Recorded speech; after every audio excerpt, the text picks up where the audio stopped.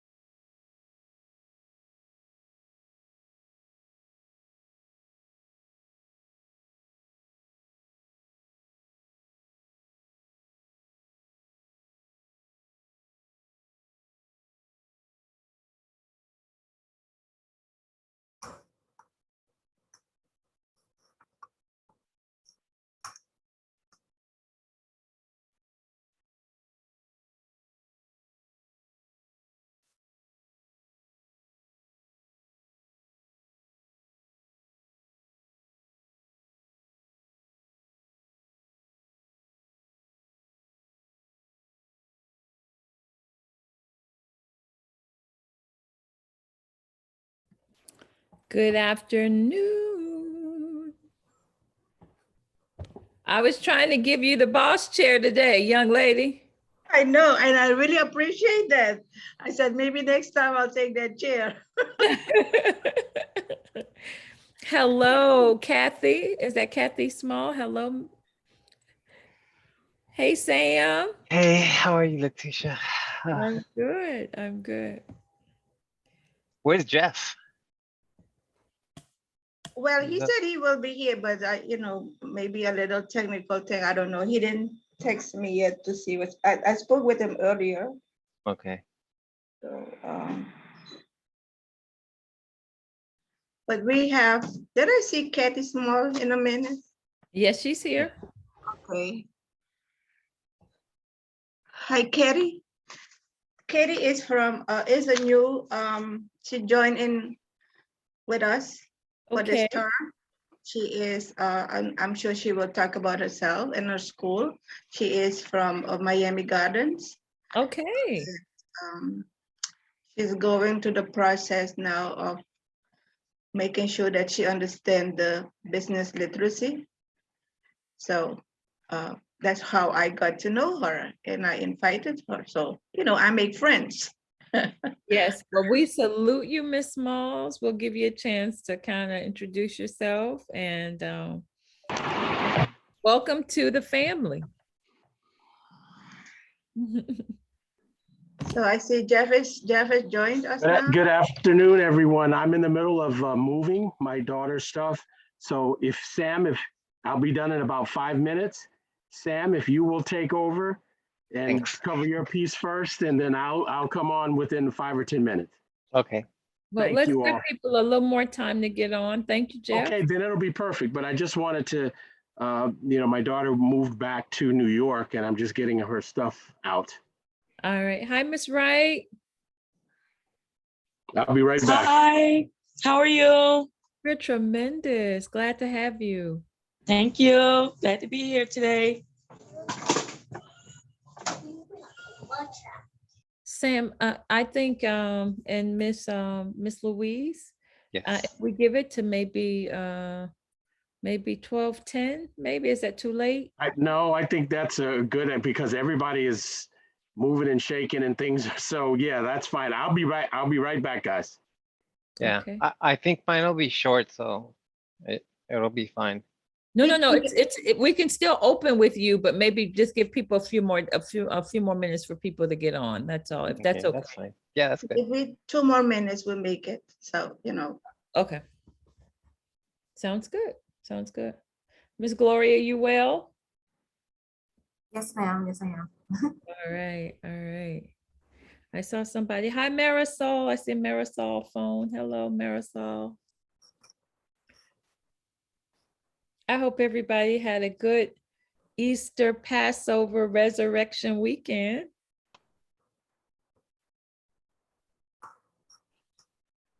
I'm gonna say something to y'all when y'all get on. Cause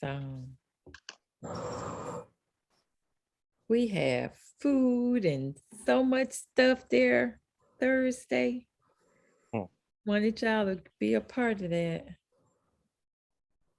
All right, I see somebody else has joined us. Hi, Zoom user. We're looking at the ceiling, but hello, good to see you. Huh. Hello.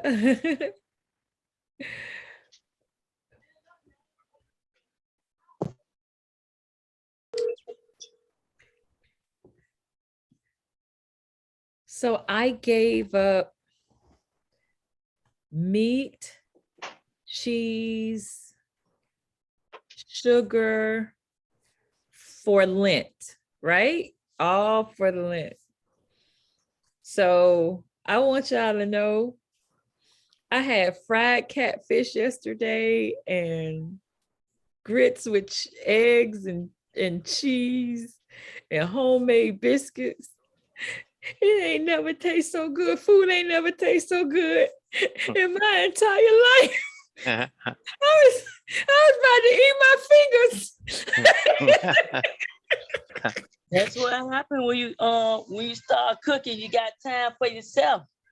Oh, honey, Jesus wept when I tell you. That's the homemade cooking. Oh, Lord have mercy.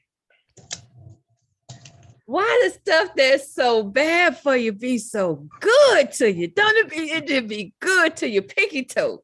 You don't know nothing about that, Miss White. It be so good. No, eating. And then last night, I would tell you, last night, Sam, the red light was on that Krispy Kreme. I said, oh, this is the devil. This is the devil.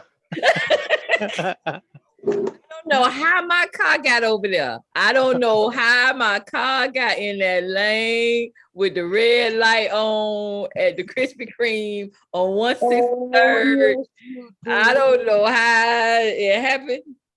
But Maybe it was your I- GPS. what happened? Maybe it was your GPS. It was, I don't have a Tesla. Maybe my car was self-driving. I don't know.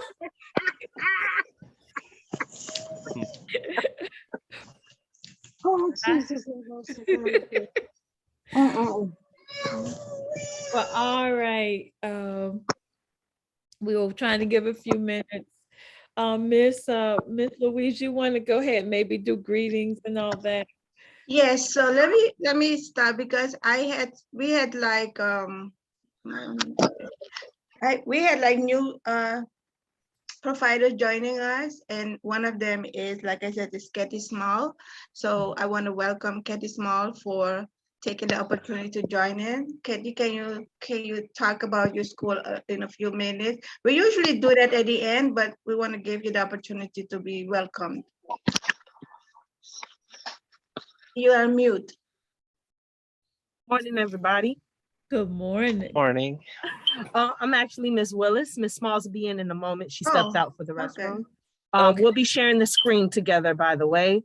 But to start off, Miami Gardens Montessori Preschool is a phenomenal school where we definitely enrich and enhance the learning experience with our preschoolers. We are currently in the BLI class, and this is where Miss Louise said, where we definitely know each other in this moment. And we'll continue to know each other even after that. I can't wait to be a part of the alumni of BLI, as well as Miss Small. We're excited about that. And it's basically building more of what our school is needed and how we project ourselves in the nearest future. All right. All right. Well, other early learning providers, can you give them some love, guys? Put some hands on the screen, welcoming them. Welcome, welcome, welcome. Are there any other new faces, Miss Louise? Any other new providers? Let me see about Marisol. Marisol, can you unmute yourself and talk about your school in a minute? Okay. Yes, you can hear me? Yes. Yes. Yes, I'm at Shay's number 4, and it's a good school. I work with toddlers. I love my babies. Mhm. We do a lot of activities, smear painting. They do pasting. Because this week we're doing recycling. So we're making a recycling box for the children's. And we teach them how to recycle, plastic, paper. So they have fun doing the activity. So it's supposed to be Friday, so they're going to like it. Oh, for Earth Day, and we know that Earth Day is this week. Right. So Right. amazing, amazing. What a great opportunity, I see Miss Smalls has joined you, Miss Willis. Thank you, Marisol, for sharing that. Okay. Just a reminder to all of us for activities this week. It's Earth Day. So how do the children recycle? What are some things that we can talk about in appreciating this beautiful place called Earth? All right, you're on mute, Miss Okay, Hall. can you hear me now? Yes, ma'am. Okay, for our kids, what we're gonna do is we're gonna clean in our area outside of the school building and also in the backyard. And we're gonna talk about some of the different textures of the leaves and other things that they'll pick up. That'll be safe for them. Of course, they'll have on gloves, but we're gonna do that for Earth Day. And then we're gonna come back in the classroom and we're gonna discuss why we celebrate Earth Day and what's the meaning of Earth Day. Fantastic. But I think Ms. Willis did an outstanding job talking about your Montessori school. We were introducing you to this great group of early learner providers. I don't know if there's anything else you'd like to share maybe about you as the owner or the executive regarding your site. Well, what I would say, I know she did an amazing job. I kind of heard some of it. I was working with the kids, but what I would say is that I've been in this business for almost 15 years, dealing with kids, but 6 years at this particular site.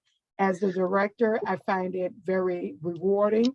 There are days that are challenging, but then I remember what keeps me coming every day. And it's by the grace of God that I'm still here in the midst of a pandemic.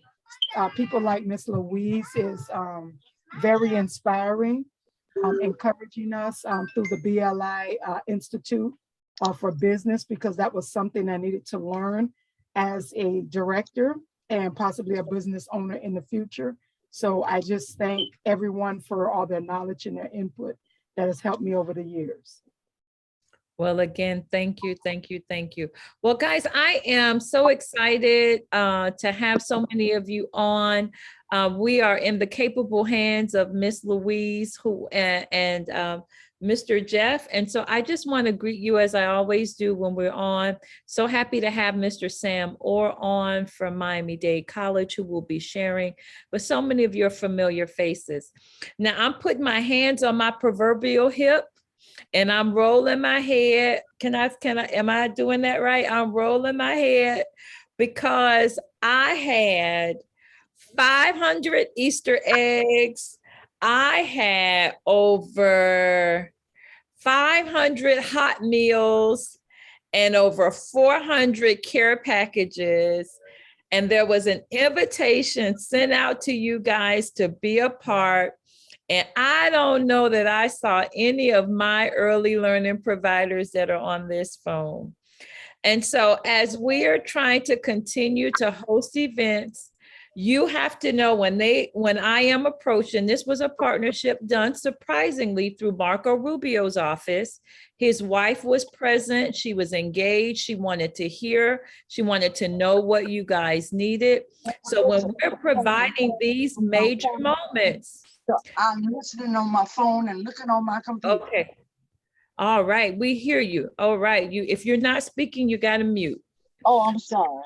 That's all right, Ms. White. You know I love you. I know it's in love. And so in that moment, in moments like this, and we will be having one, we're going to try to do moments like this every quarter. So the next quarter, which would be May, June, July, when we have our summer event, we want to make sure that you are a part of this. Okay. So I didn't put my hands on my hip. I didn't roll my head. I'm rolling it. I don't want to do that again. I really want you to have all of the benefits when we have these political moments, because we know early learning, early education is quite political now, right? When we bring those individuals to your front, that you can have your direct conversation. Our next event, we're looking to do it with Commissioner Hardiman, the mayor's office.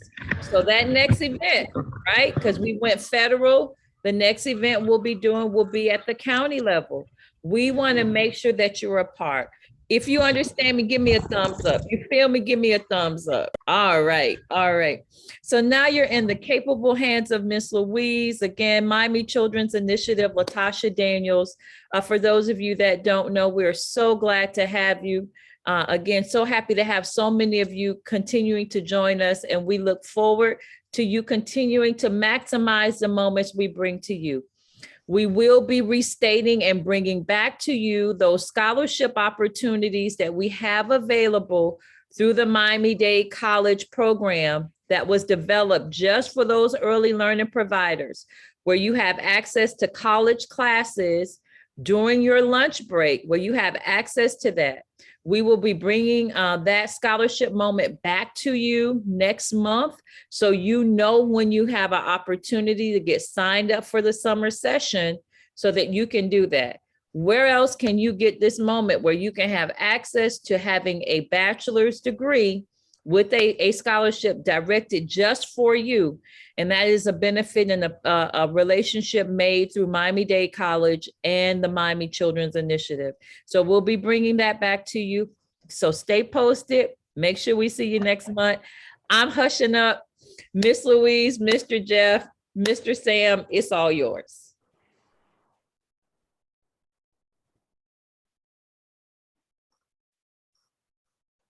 I can't hear you, Louise.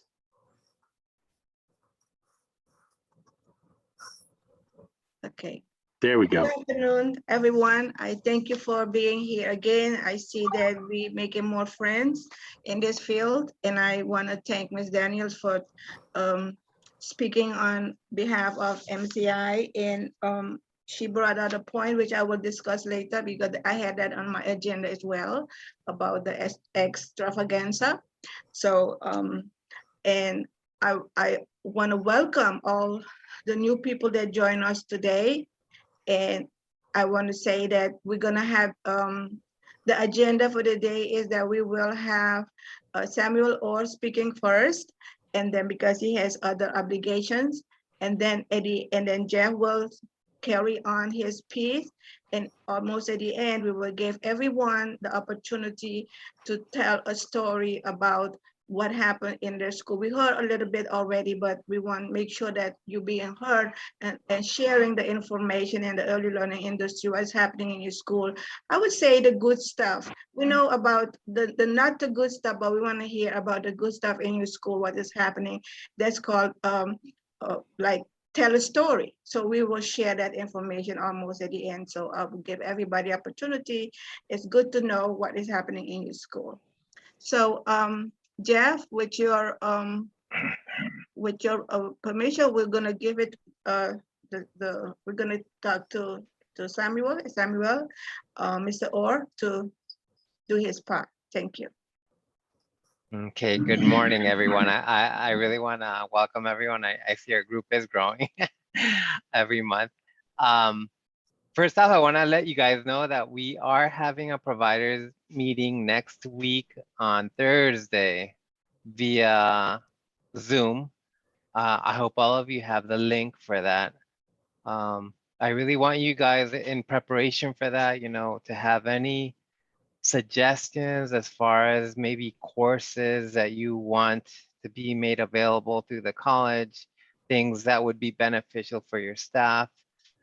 Any questions related to DCF, just have them ready so all of us can benefit. Anybody that's going to be on that conference call is going to be able to benefit. So I hope you guys will all be there. I think it's going to be from 9. Jeff, what's the time? Is it 10 to 12 I put? I believe it's 10 to 10 to 12. Yeah, okay. It's 2 so 10 to hours. 12. So hopefully I'll see all of you guys there so, we can kind of have a good chat. Now, basically the only things I want to cover today are things that are popping up still with people registering for exams. I do have some examinees that are calling and saying, oh, my director is not giving me the day off to take the exam. And I want all the providers to know that exams are still limited. So if you get a date, it's like you want to make sure you attend because by the time you have another opportunity, it might be a month or it could be 2 months.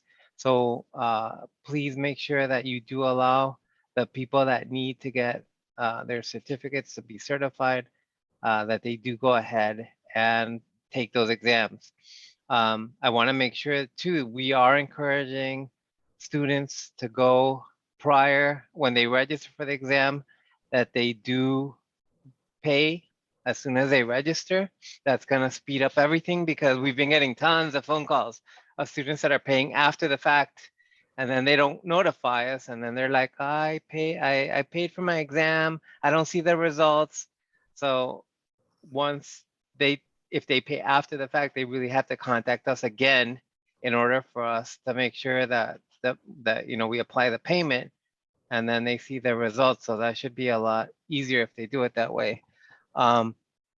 We want to make sure, again, we still have people that register. They're not printing out that confirmation letter. And don't forget, it not only is there a confirmation letter that's there, you also need to sign the attestation of what's it called? Code of conduct. Because if you don't sign that, we can't scan the exam. Because we have had a few phone calls like that, oh, I don't see my results, and they paid and everything, but the only thing that's holding their results is the fact that they don't have that signed. And again, that comes right after they print out their confirmation letter. that's the other form that's gonna come along with that. So they need to make sure that they do that. People showing up late again is always a big thing. If they're not familiar with the campus, which in all likelihood they're not going to be, they got to print out that map so they know where to park, they know the room number, they know that, okay, you can't show up 5 minutes before and think you're going to be allowed in the exam, because that's not going to happen.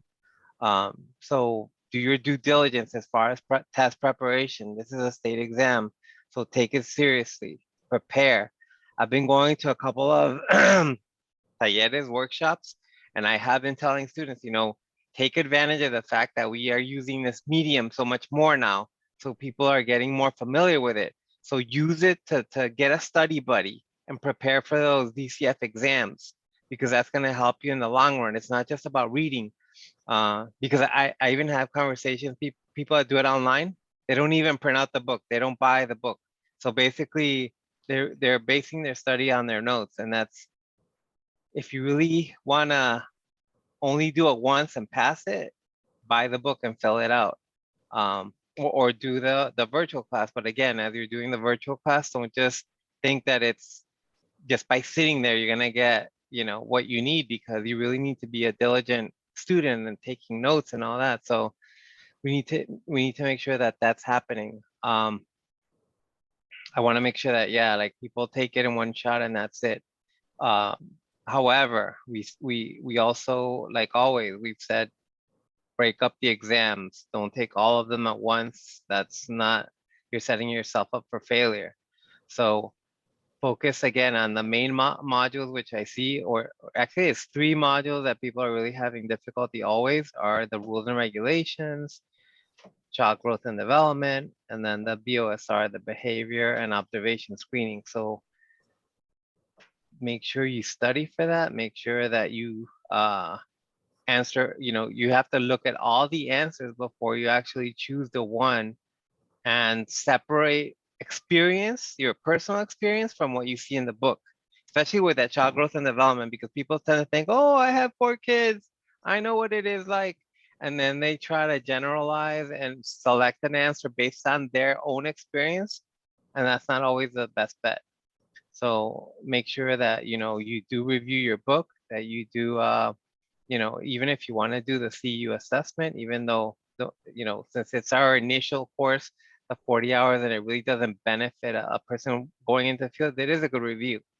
It is a good review. And I am really shocked by a lot of people that do not know how to get to the CU assessment. That's on their transcript. That's something that they can do as a reinforce whatever you've read in preparation for the exam. The only thing is, don't forget, you have 60 days from the last day of class to do it. And you do have 3 attempts. And basically, it's not going to hurt you if you fail. Honestly, it's just test prep. So use it. Have your people use it as a review before they go into that exam. I'm really, really, really surprised by a lot of people that don't know about the CU assessment. The only thing is, please make sure that because I even have this with the trauma class. It's not, the CU assessment is not the actual exam. So that's, the CU assessment basically is just a review of the material that they're gonna do. It's not the actual exam, because I have had in the past also, oh, I took the exam online. There is no exam, there's no DCF exam online. So make sure that they understand that. What else? Jeff, is there anything you want to mention as far as, the provider meeting for next week? Yeah, there's a lot actually that I wanted to go over. I was going, but let me just say this. It is extremely, and I'm going to say this again, it is extremely important that you as our providers are at this meeting. Understand that this is the first provider meeting that the Florida Department of Children and Families, the Office of Licensing, and I'll explain that in a minute because the name has changed, has put on since before the pandemic. You are going to get a lot of information. It is a partnership with Samuel Orr, Miami-Dade College, Kenya. It is a partnership with the Early Learning Coalition. Pam Hollingsworth is going to be there, and one of her managers as well. Suzette Frazier, who's in charge of the Office of Licensing, is going to speak. There are going to be at least 2 other supervisors and myself on critical issues. Want you to understand that everyone knows how hard it is for you all right now. Keeping staff, finding staff that have the right credentials. So this particular meeting is a concerted effort between Miami-Dade. They're going to share some things that they're doing, and some special programs, some mentoring and internship programs put on by ELC through Career Source, as well as a partnership with DCF. And it is crucial at this time because remember, the Office of Licensing, and that's the name change. It's not called Child Care Regulation anymore. It's called the Office of Licensing. And my logo has changed again. It's the logo, now it's going to be quality and innovation. So all of licensing is going to be under one roof for the Suncoast region and the Southern region. They're combined. But back to the meeting. We understand, I know that MCI certainly understands because you're right there in the community. I know that Miami-Dade College, ELC, we know how hard it is for some of you to find qualified staff, and we want to prevent, we know about ratios, and we don't want people just hiring somebody and not going through the background screening and then getting a violation, which then in turn puts if you have a contract with ELC in jeopardy, and certainly your license. So we understand that. So this focus of this provider meeting is how we are in partnership with you to keep you moving forward. But that does not negate the fact that we are a regulatory entity. So we are under the Florida statutes, we'll be going in and doing the inspections. But we also understand what's going on. And so we want to make sure that all of the providers have the tools to be successful, especially as we're facing hiring qualified staff, being able to pay them. I have the benefit of being involved with other communities. That is their focus too. My job is trying to get everybody on the same page, understanding. I know MCI already knows it, and they're already on point with that, is getting understanding. And we're looking at ways that we can assist you with that. We know that I would love to pay your staff much more money, but we all know that in order for that to happen, you have to be taking in more money. Jeff. Yes. And so to that point, and we thank you for acknowledging that point, and most certainly that's why we host this moment every month, to ensure that all of these providers get the information that's necessary. I think in the chat, there are questions that are being asked, Mr. Sam, and to you as well, Jeff, regarding the link for the meeting that needs to be put in there. Is there a registration process for those, if maybe this is their first mention, the first time they're hearing about this meeting? How do they get registered? How do they get that information? So if we can put the link for registration, or however they get notified about that, and then if you can share a little bit more about time and date, because we kind of went in on about just the meeting next week. We didn't give the exact time, we didn't give the exact date, that everyone's on the same page. Okay, so well, before I finish, okay, go ahead, Sam. The date is going to be April the 28th, which is Thursday, and it's going to be from 10 to 12. Now, very important, I always tell this because I know when I teach, make sure to get the best optimum connection, be close to that modem. If you really, your Wi-Fi is not that strong, you might want to connect that computer to your, with an Ethernet cable to your modem, because you want to make sure you're able to listen and participate as much as possible during the meeting. Go ahead, Jeff. Thank you. And then just the link as well. Jeff, do you have it? Yes, but I can't toss it right now the way my system is set up. Okay, I did send But it if, to MCI. but if anyone but- else, yeah, anyone else has it, you can put it in the link and then we'll send out, Gloria will send it out to everyone after this meeting. So if anyone else has the link, if you could just drop it in the chat, we surely will send it out. Thank you, Jeff. Thank you, Sam.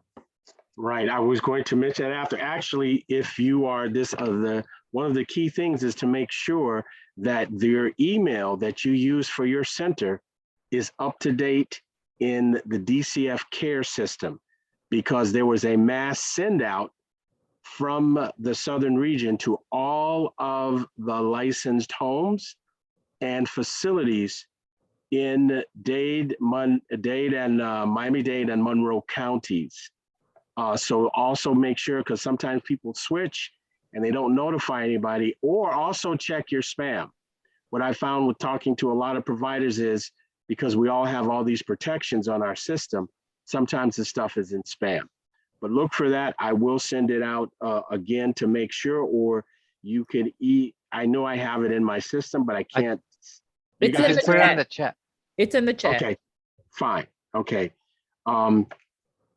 Again, the reason that I'm stressing and pushing this is because this is the first one that we've had in over 2 years. And one of the biggest concerns that we have, all of the 3 agencies, are the fact that we realize that there are a couple of issues. One is finding qualified staff to work for you. The other piece is paying them. And the other piece is what Sam was mentioning, is as things are shifting, it will be expected that the providers have, all of the credentials that are necessary and even beyond. So how do we do that? Well, one of the first things is having this meeting that's on the 28th. It's a Thursday, if I'm not mistaken, and it's 2 hours. The reason that it's 2 hours is because we're on a Zoom and we don't want to take it much longer than that. And we know that it's during a time where a lot of people are working.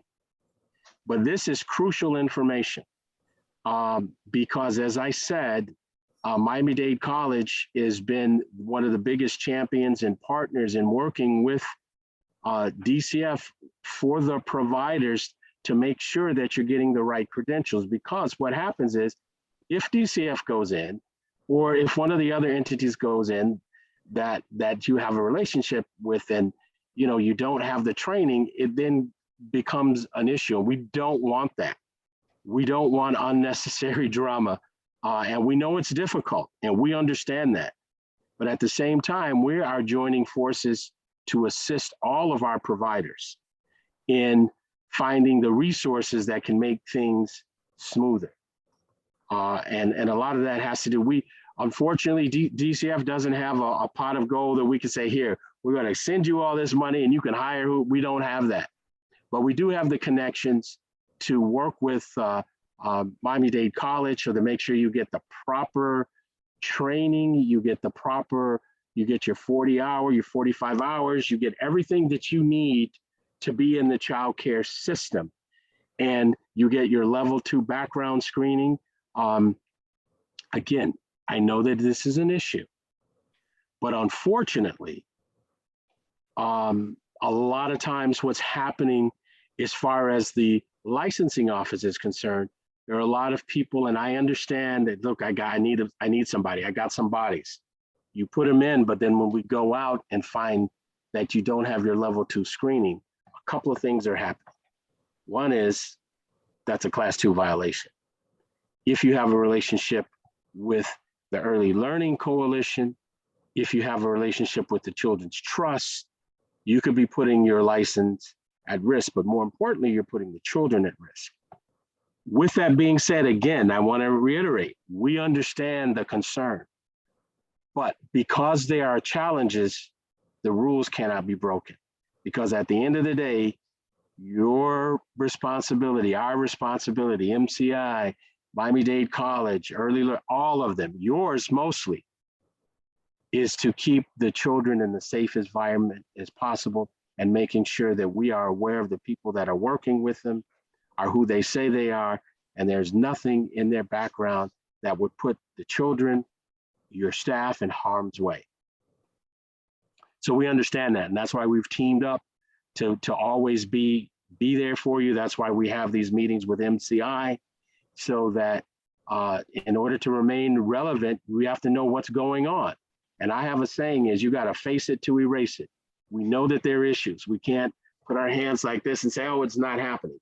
Everyone that's on this call is affected.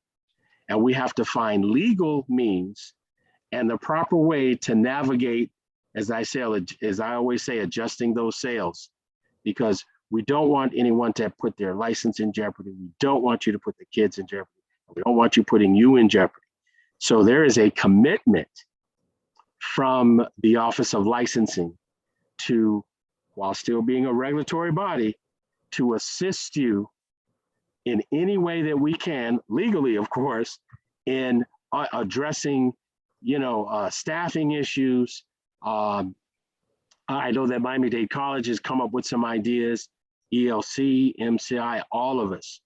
So it is important to come out to these meetings and to, we'll give you, of course, questions and answers. And if we don't have the answers, if I don't have them, I will get them for you.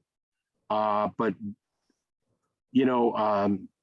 most of you that are on this call made a tremendous effort in weathering 2 years of restrictions, lockdowns, and COVID infections in your school, dealing with the health department, keeping your staff, paying your staff, keeping yourself afloat.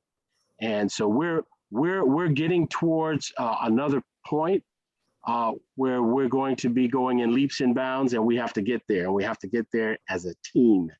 It is not any one person's, oh, it's this agency's going to do it for me, or this group.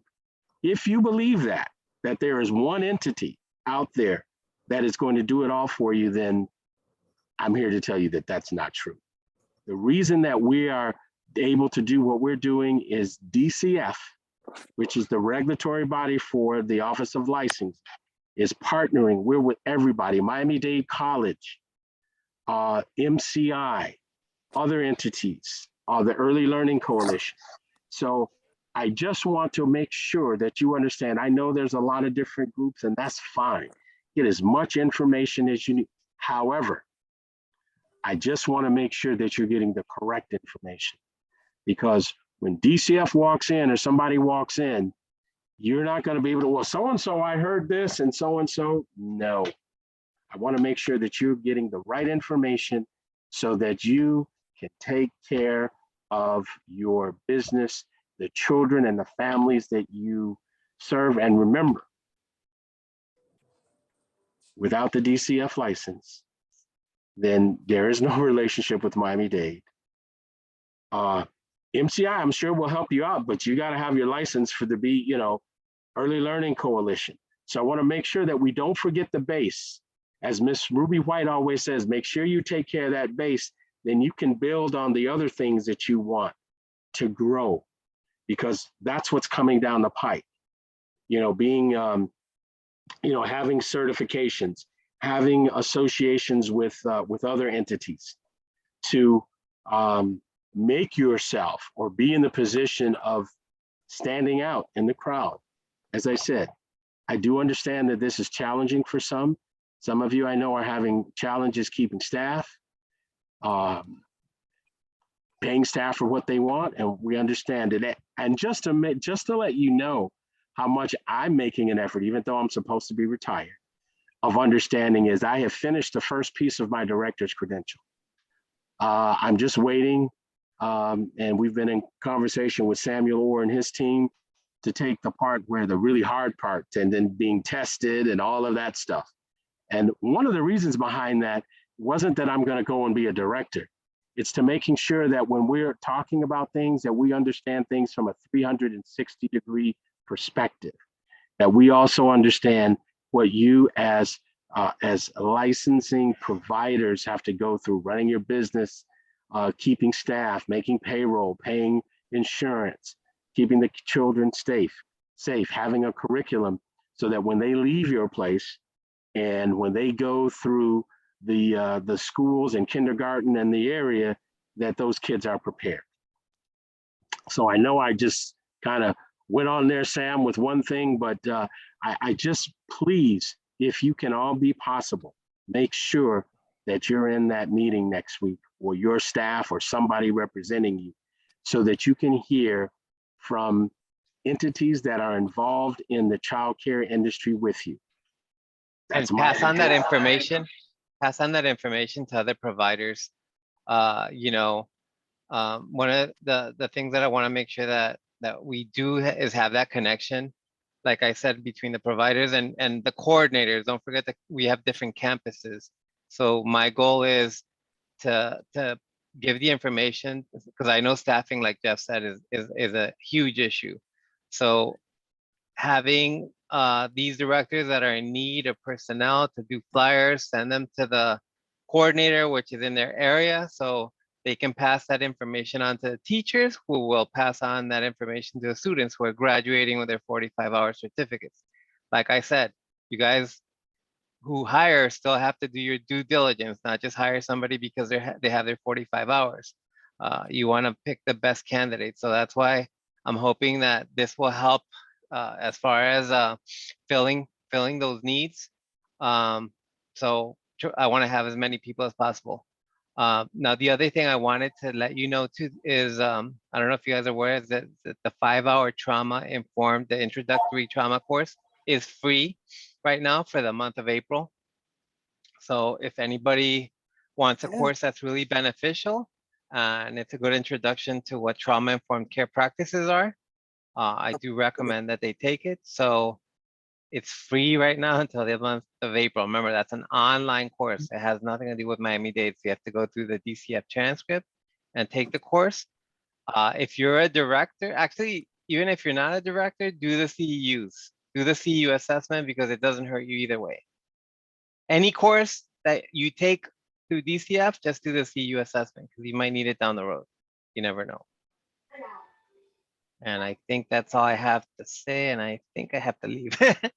But thank you guys, and I hope I'll see you all next week on Thursday. Remember, Thursday, 10 to 12. If you have any questions before I go real quick. Any questions? No?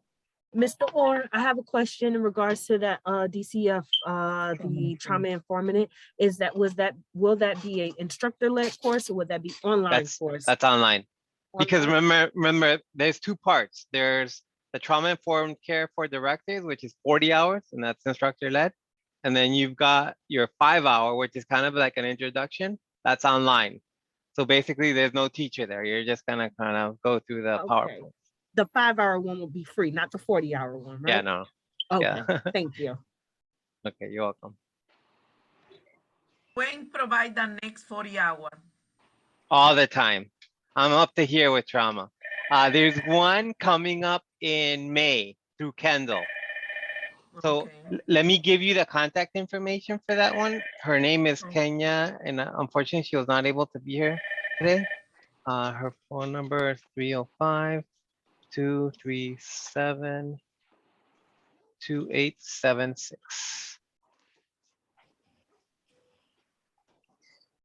So contact Kenya and she'll give you the information for the next cohort,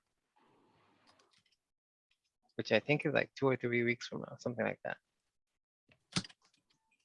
Okay, thank you, Sam. Miss Louise and Mr. Jeff, of course, there's always this third Wednesday conflict for me, where we have the Liberty City Together for Children coalition that happens. It starts at 1, and I have to meet with a small group right before. But to all of the new faces or those who came on after we did our greetings, again, we are so happy that you are here with us. Ms. Louise and Mr. Jeff and of course Sam are always here to give you more information. I shared earlier that we just had a quarter event for you. Last week, we're looking for more participants. We had Marco Rubio's extravaganza. We had over 500 eggs. We had food and opportunities. We're going to do another one probably in the month of June. And so we'll be reaching back out to you. So please be here next month to get that information. I put my information in the chat should you need to contact me. Anything you'd like to discuss or share. Of course, you have Miss Louise and my assistant, Miss Gloria, will be more than happy to create a meeting and opportunity for us.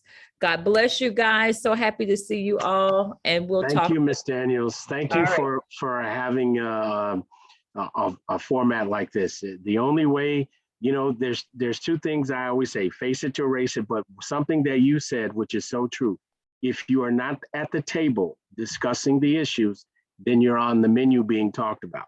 Absolutely. So I appreciate you having this. And again, I tell everyone, it's important to stay connected, especially now as things are shifting and changing from Monday through Friday. So to be relevant and to find out what's going on, stay tuned. And I thank you. Thank you, Ms. Daniels. All right. Bye-bye, guys. Okay. And I'm going to say bye too, guys. So I'll see Thank you you, all next Sam. week. All right, Jeff. Take care, everybody. Okay. Okay, now I'm not done, so we're not over, folks. Don't leave, because you know I can't stress enough of what I see that's going on. I cannot applaud you all enough for what you are doing, for staying relevant. I know some of you have just thought so much outside of the box by keeping things legal and finding ways to pay staff, to help staff and take care of the children, and some of you finding ways to get government things involved, and realizing that how important early learning is. Gone are the days of the glorified babysitting that some people used to refer to it. I know what you do. I have seen the children that have left your centers and your licensed homes and do well in kindergarten. I have seen a lot of them do as well or even better in areas or zip codes that don't have some of the same economic challenges that you all and the parents face. So I just want you to know that I applaud you. I know it isn't easy. I appreciate what you're doing. What you're doing, not everybody always says it, but I'm going to say it. It is a matter of national security. If these children are not ready for kindergarten, it is going to be difficult for them as they move through the school system. We have to be of a mindset of doing things for generations that we will never see. And that is quality education, early learning, understanding the rules, finding out the resources that are available, especially the ones that are free. Now, what that means sometimes is we may have to step up our game a little bit to do certain things. But you know what? It is. You know, we always have to rise up. I'm here because of what my ancestors either did, didn't do, good, bad, or otherwise, whatever they did, I'm here because of that. And what that means for me, that's why I haven't left you guys yet, even though I retired 2 years ago, is that it is so important for our young children, especially those children that may be in zip codes, where their parents may be facing issues that the rest of the nation or the state may not be facing. So I applaud you all for that, but we have to stick together. And as I said, this is a joint effort. This is not an effort of one entity or one group of people. That mindset is not going to work. We have to utilize all the resources, make sure you're getting the correct information, and do what is best for you in turn, which will do what's best for your staff and the children and the families that we serve. Now is a turning point, in my opinion. And this is the time to make sure that you know who your DCF family service counselor is. Now, I will tell you this. A week ago, they were changing, because most of you don't know, every 2 to 3 years, it is a rule that the licensing office has to change the inspectors that come out to your center, because that's the rule, you know, so nobody's too friendly or whatever the case may be. So some of you are going to see new faces. And we just hired, I think, about 4 or 5 people. So you're going to really see some new faces. And everybody's going through training, and we're finding ways of where we can be more accessible to you, and you can always find. Now, I've put my information, and I'll put it in again. Only a few of you call me. You sometimes it's waiting when there's trouble, but that's okay. I'm here for you. You can text me. A lot of people choose to text my state cell phone, and that's fine. I don't care. I will communicate anyway. I usually am on between 9 and 5, but most times that phone is on well before 9 a.m. and I don't mind, and it's on after. I'm here to assist you, but I cannot stress enough that this is a team effort. And you can't just pick one entity. Oh, I'm going to go with them because I like that person and I'm not going to listen to anything else. No, no, no, no. Make sure that you're getting the correct information as it relates to what the state is putting out, because those are the rules and regulations and statutes that you have to adhere to operate your early learning center or your licensed home. The other things are choice, whether you want to have a contract with the early learning. If you want to have after school and you want to involve the Children's Trust, if you want to have a NACE accreditation, if you want to have an Apple Looker, those are choices. And with that, you know, with everything comes, you know, with freedom comes responsibility. And I'm not preaching to you, I'm preaching with you, because I'm learning these lessons. That's why I'm doing my director's credential. I'm not going to be a director, although there's some people threatening to hire me when I finish, but I want to understand things differently.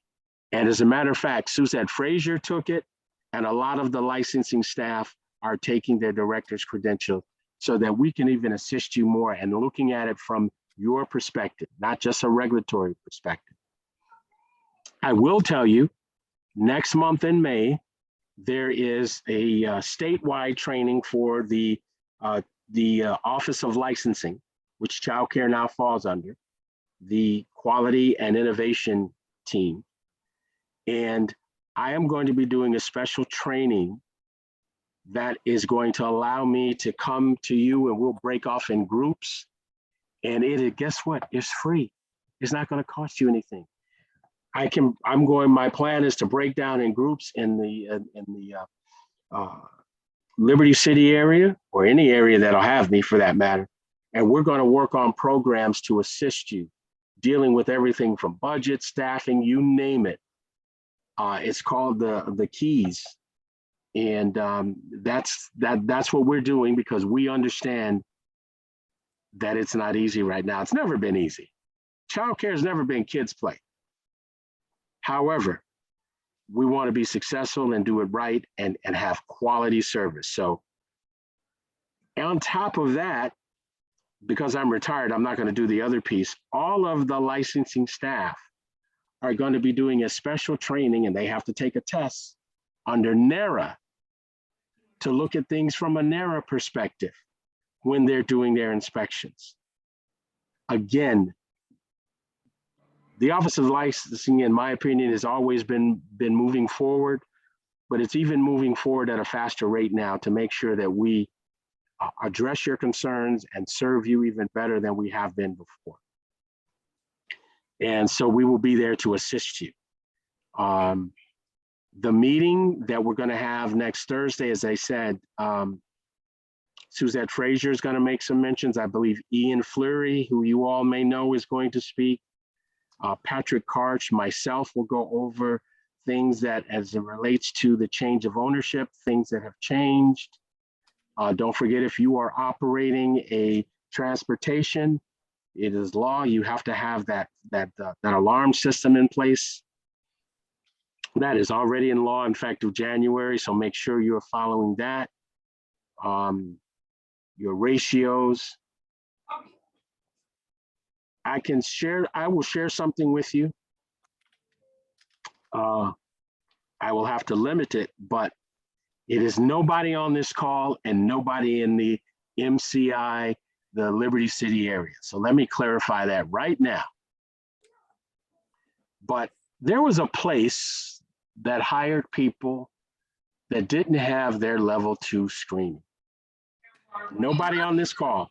So I don't want anybody to think, who are they talking? There's nobody in this area at all. It's a whole nother part of Miami. The point I'm trying to make is, I understand that they were short staffed. But now they're probably gonna have to close down. So they can't help anybody. You cannot have staff working for you and you don't know who they are. And again, I know you guys know better, and I know it's difficult. So don't think I'm talking at you or to you. I have learned so much. I know, and I have in many meetings told people, you want to know how they're doing it right? You need to check out those people that know how to run their center, those providers, the teachers in the Liberty City area. I've now done, gone out with people and they said, well, why is everybody, let me call them out. Miss Ruby White, going out to Shays, they said, well, how do they know all of this stuff? I said, because they're following the rules and they know what they're doing. A lot of times people make a mistake. They think you're a certain area that you don't know what's happening. I will pit the providers in how they operate their business and how they treat their staff. Ms. Walker, I'm going to call you out. I know how you treat your staff. You treat them like family. And some of your staff will treat you like the president. They'll take a bullet for you, maybe not literally, because we don't need anybody taking a bullet, but I mean, when you treat your staff fairly, they will treat you fairly. And you know who wins? The children and their families. And Ms. Pointville, and if I don't call your name, it doesn't mean I'm just naming the ones that I see, who ask questions. Can we meet? Can we discuss this? What's the best way to do this? How should I do this? It's that way, when you make those changes, you've already talked to DCF. You already know, hey, look, okay, I'm good to go. I thank you. I know, Ms. Pointville, you've mentored people. Ms. Lambert, are you consistently, you go up to Tallahassee, fighting for people, fighting for the licensed home providers, to not be forgotten that they are a very viable entity. It is another choice and option that parents have. Not everybody wants to go to a big center. They have choices. We have to make sure parents understand that, but also that they know that when they leave their child at your center, and again, I'm not preaching, you have to forgive me. I'm very passionate about this because my daughters are successful because they went through licensed homes and centers in Miami-Dade County, and they both are extremely successful young women. And they got their start in the early learning, and we're talking 30 some odd years ago. Because when they went into kindergarten, and people, they already know this, they already know, that set the tone for them through elementary school, through middle school, and it set the tone through high school. And it set the tone, people don't understand this, what you're doing sets the tone also for college. Who may get a scholarship? Who's ready? And it doesn't have to be college, because I know some plumbers and some electricians who are making money hand over fist, but they still know their industry. They still know their trade. We have to make, but whatever it is, they were ready and they could read and write and they knew they knew the basics. And it all starts with you. So I applaud you, and we have to keep up the good fight. And again, my apologies if it seems like I'm preaching. I'm passionate about it because I know that particularly in areas where people look different, where people are perceived to be different, sometimes you may feel, that you have to do 200% to see people believe that you're doing 100%. I'll share a story with you. My mom always told me, she said, you may have blue eyes and you may be biracial, but America will see you one way. And don't understand that. Be comfortable who you are, but understand that while what other people think of you may be their issue, you have to realize that it could be an issue and you have to come above that. And I tell you that as providers, when people say, oh, I'll never forget this. And Miss White, and I say this again, and my apologies. I remember when MCI and DCF first partnered, and we wanted to make sure that the providers understood not to be afraid of DCF. We were there to assist you, not to be, oh my goodness, oh, they're here.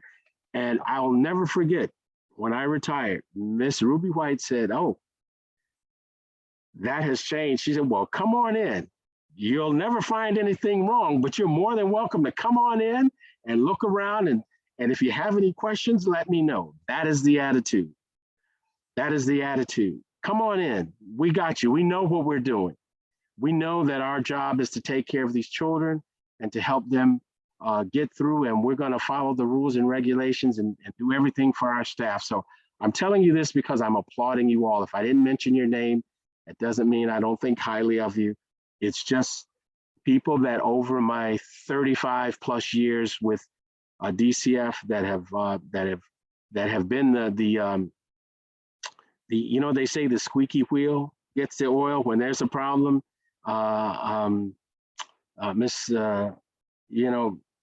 Everybody, nobody is afraid. Miss White will call you, but that's why I say that this is a team effort. You are not alone. You have a regulatory body that'll come out and assist you. And I just want to make sure that you all understand that and keep fighting the good fight.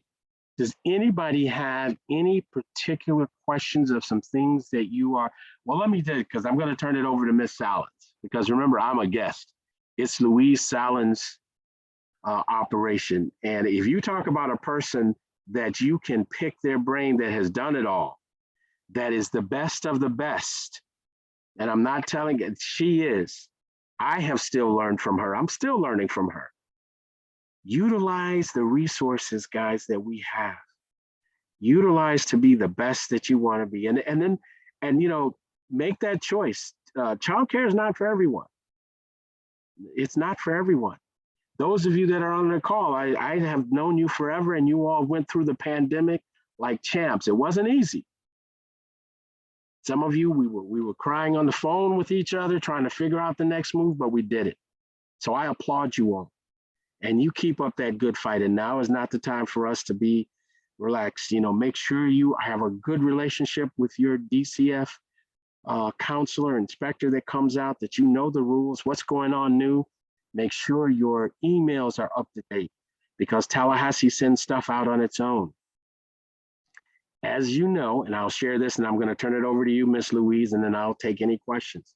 Again, it is no longer called child care regulation. It is the Office of Licensing. We are the Southern region, and we are joined with the Suncoast region. And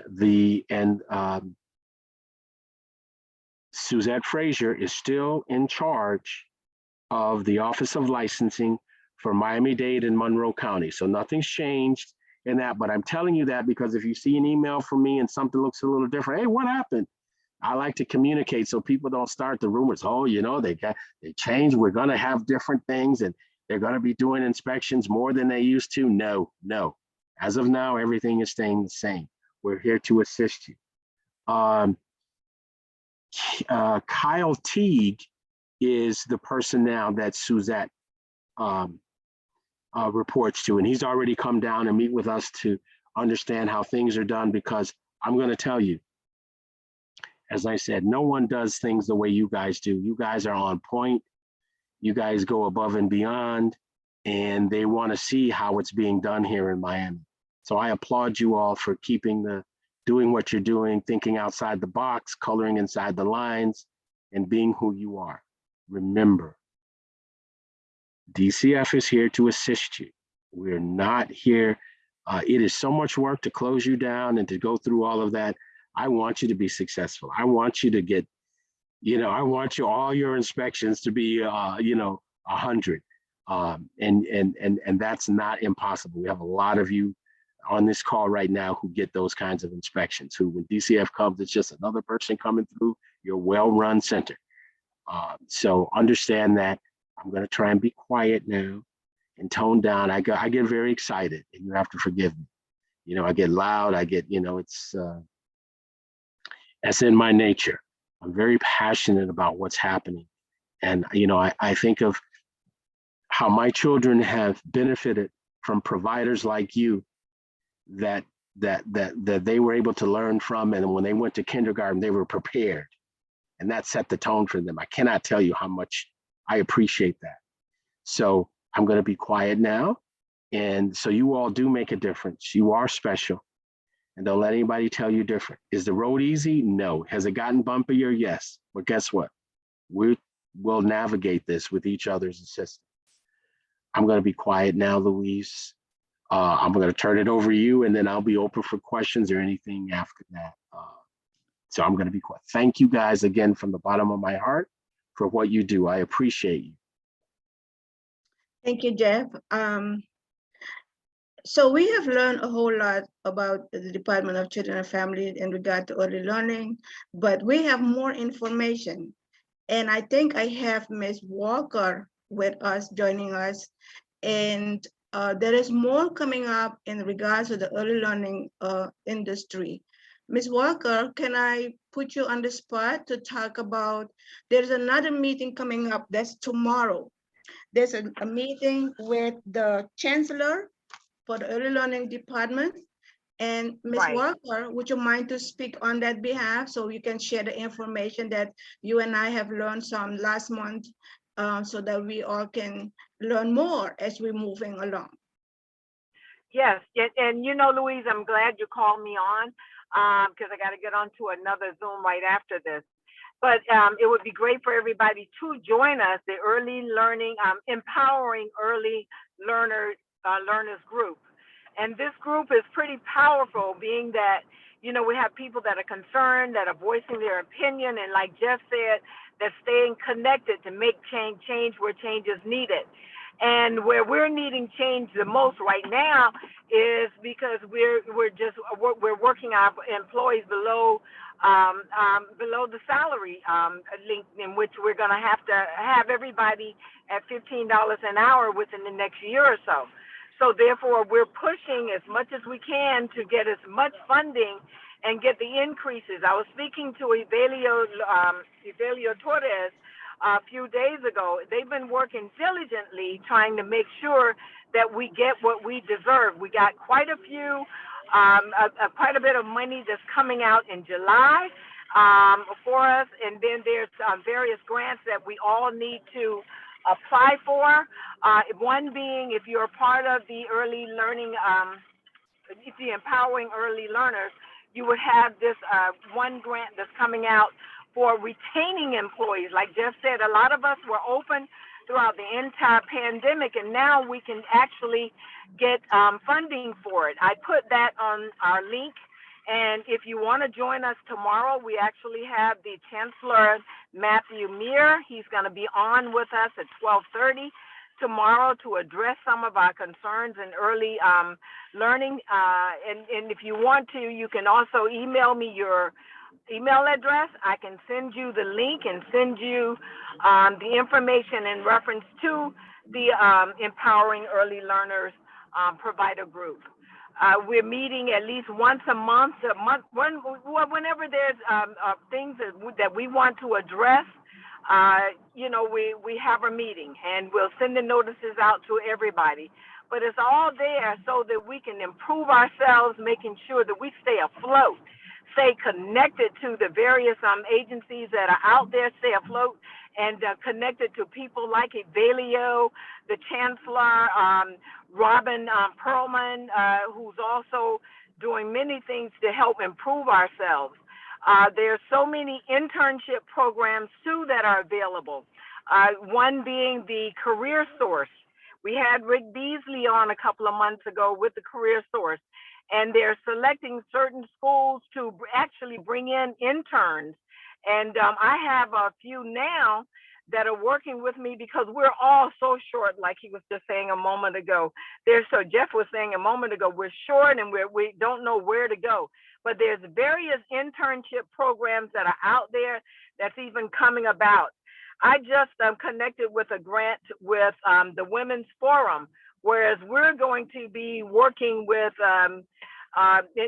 this group with Pink and Blue, Miss Awanza, and we will be working together trying to get more interns and going into the schools to actually train them, but we're training them how to be owners. We're trying to make it as attractive as we can make it so that we can get people on, so that we can get the young people in there or get help that we need to have.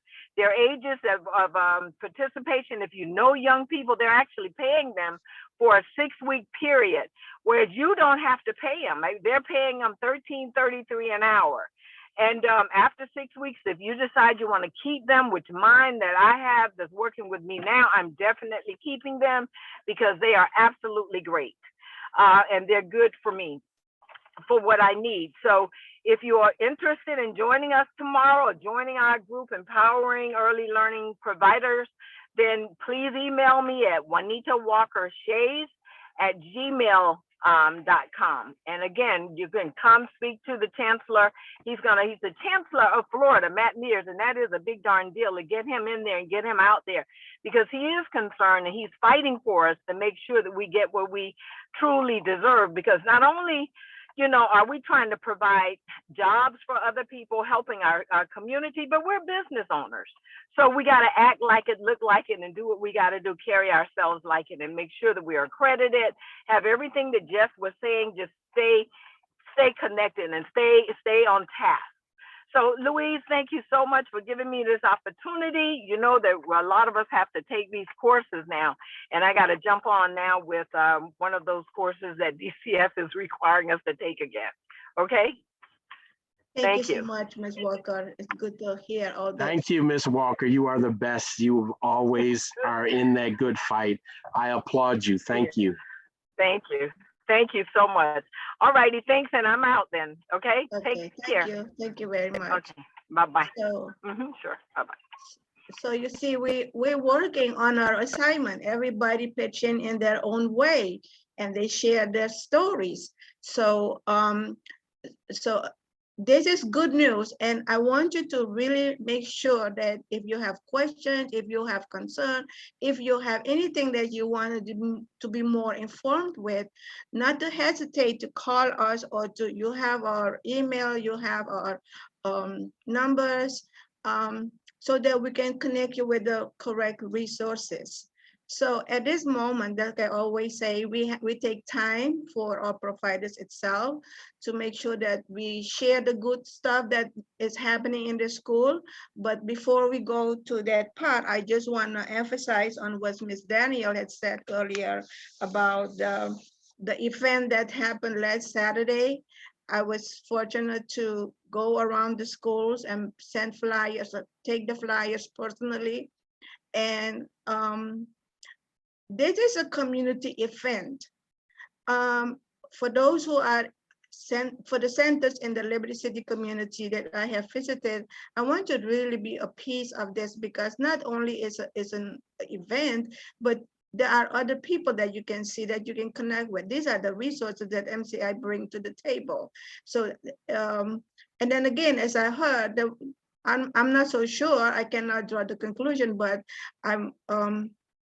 I believe there were not many people from, or the parents attended this event. So make sure that in the future that you participate. I always try to include you. I always probably will stop by at your school, bring the flyers and share it, because as we're looking into our future references, is like when this is a piece of community development, community and engagement. When you do accreditation, I'm sure that's one of the credentials that you need to have, how you get involved with the community. So you could use the flyer, you could use anything that the community is involved with, and you join in. So that's a good piece of it. So, and also, I want to thank Ms. Walker for sharing what is happening with the early learning industry in Tallahassee with the chancellor.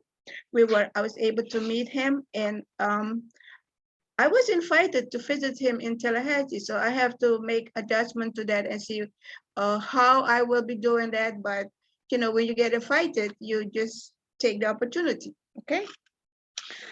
And then also, not to forgetting the new members that join us, or anyone that join us after we did the welcoming. Again, welcome to this forum, and you are a piece of this forum, and I want your voice to be heard. If you have any information to share, I'll give you that opportunity now.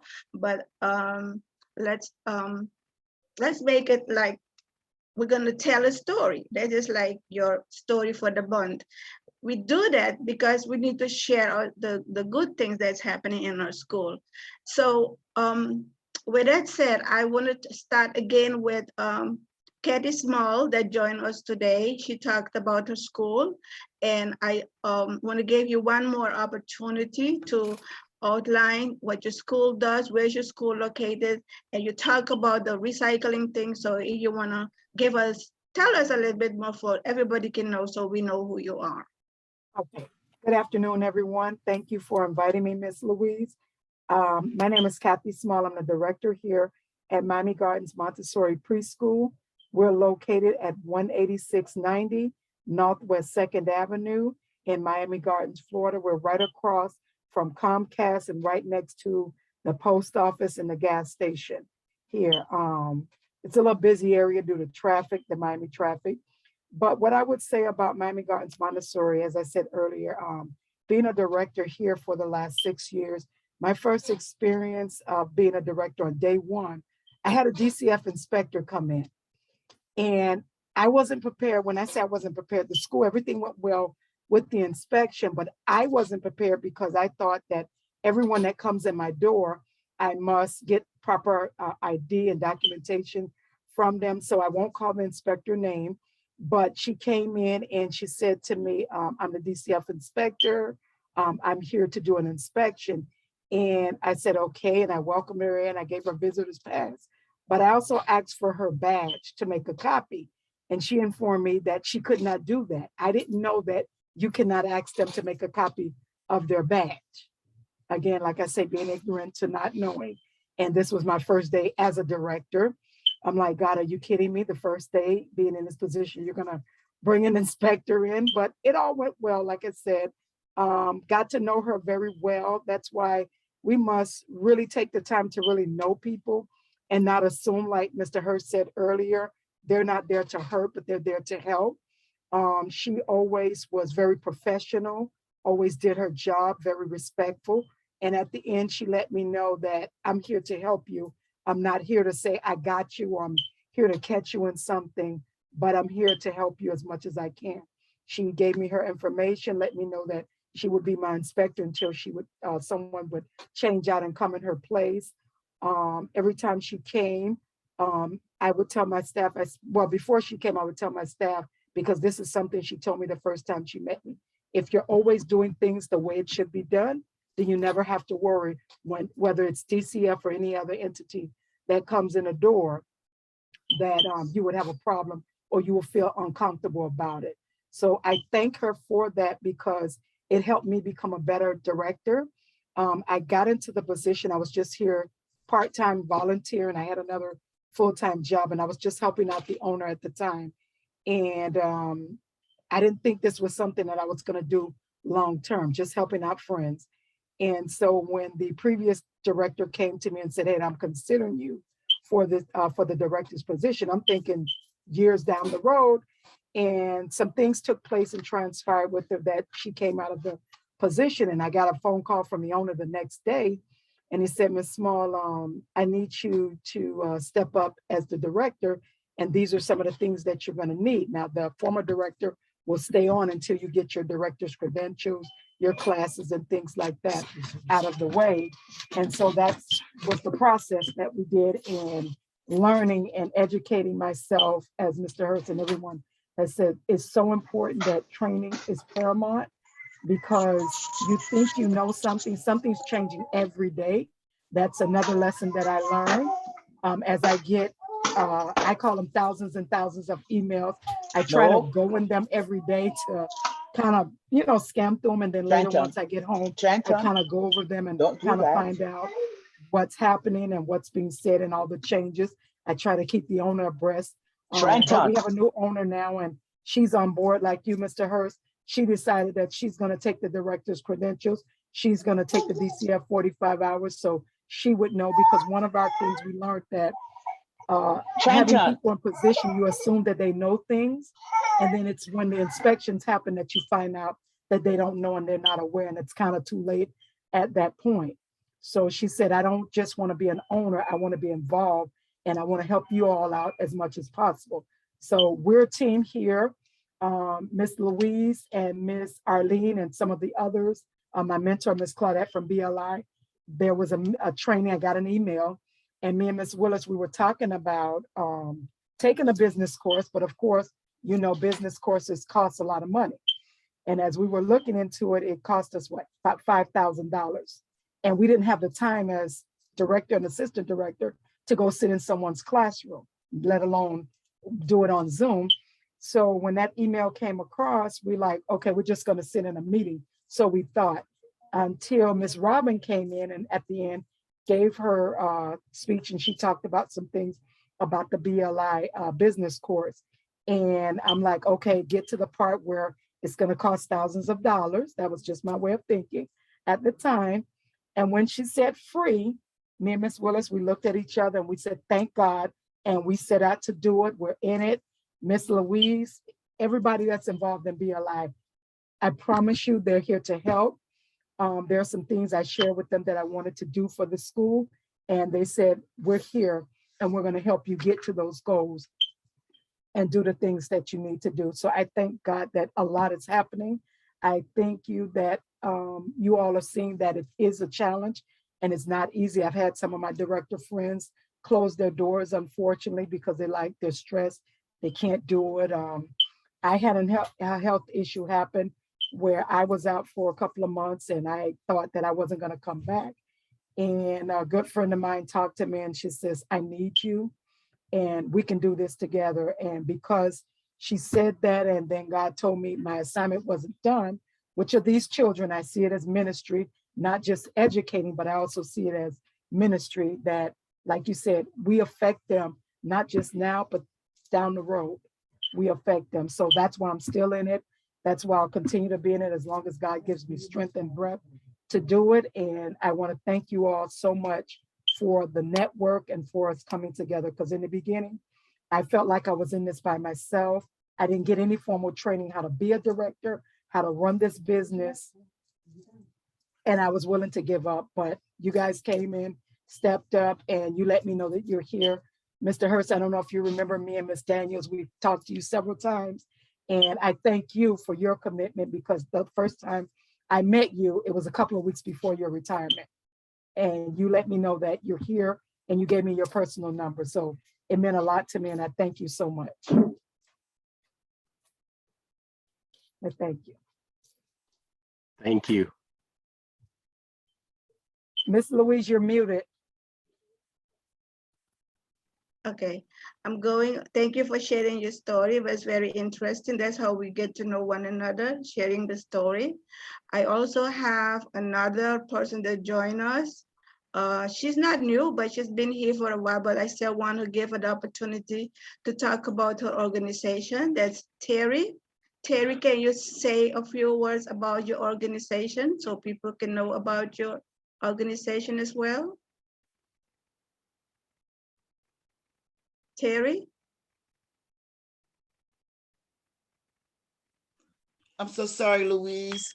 I'm dual tasking. Okay, okay, say a few words. So, Because we saw but we see the I'll name. say hi. Yes, I'll say hi to everyone, and I'm still alive and kicking. Just working more closely with my group, my parents as champions. We're still doing trainings within the community with BLI. We have the Alumni Association. We are providing trainings over at the Hampton House for any BLI alumni. Our last training for this year will be May 14th. We're having a training on May 14th from 9:30 to 3 o'clock. And we serve you, we have chefs on site and we serve you breakfast and lunch. My organization now is Touch, Taking On United Childhood Challenges. This is a nonprofit I had on the table since 2008, and we're still diligently working with the community. We're collaborating with other organizations to ensure that our children are benefactors of all things. I'm still in early childhood, working with providers, still encouraging and supporting, but my work more now is focused with parents. We have advocates. I'm hiring parents as community mentors, working within the trauma, ensuring that that neighboring aspect where we work with one another. It's always been my goal to ensure that we understand the power within our community we possess. And most importantly, I'm very pleased to see that we're still continuing the good work.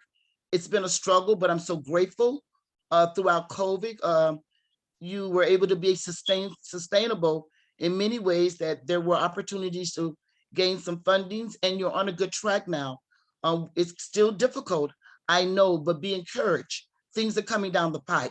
So you should feel very, very happy. There are new rules and things that are coming into place, but you've been very proactive. I know we've always tried to be very proactive.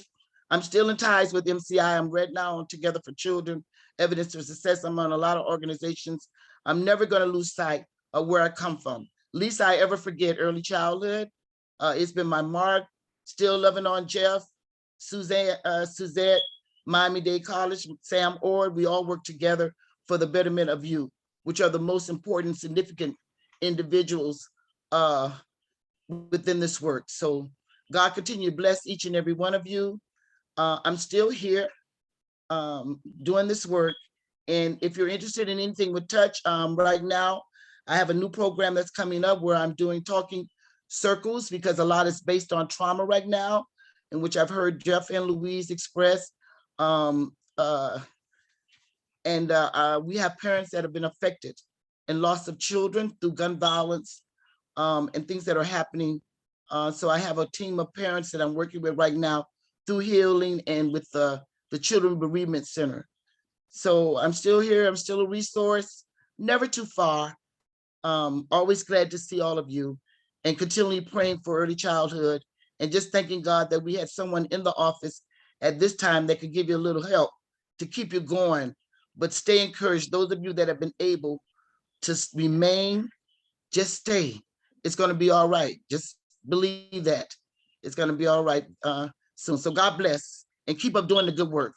Continue, you champions, and never, never, don't give up on our children. Y'all know I heard you about the children, so don't ever give up. And thank you so much, Louise, for this opportunity.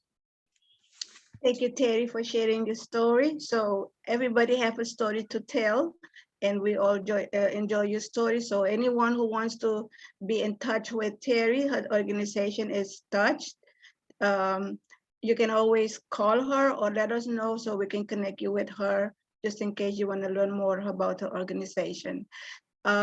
She talked about the evidence of success that she's involved with, also with MCI.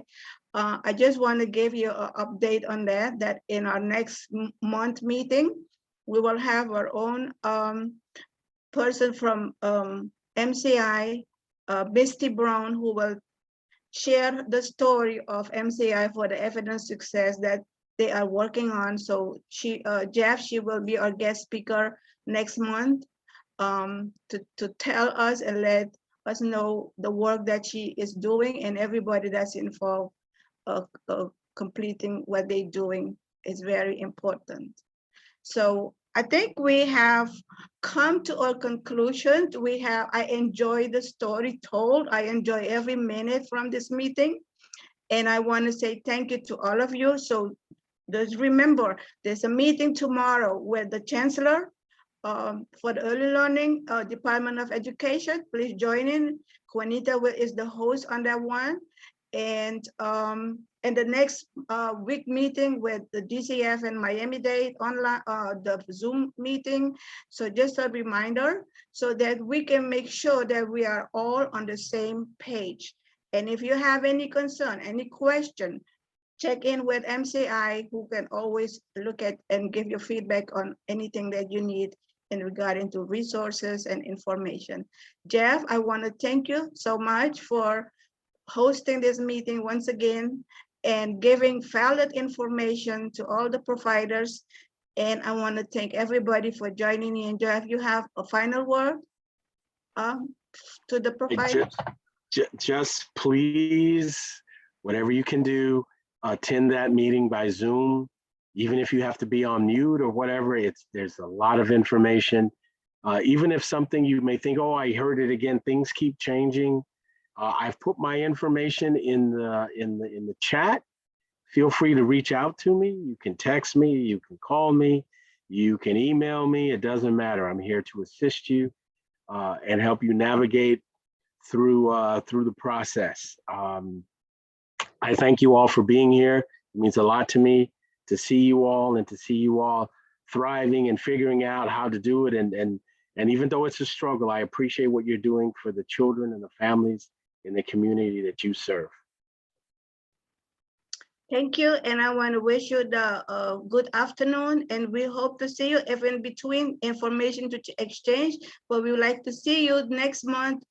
We will send our invite out again and bring a friend. The more, the merrier.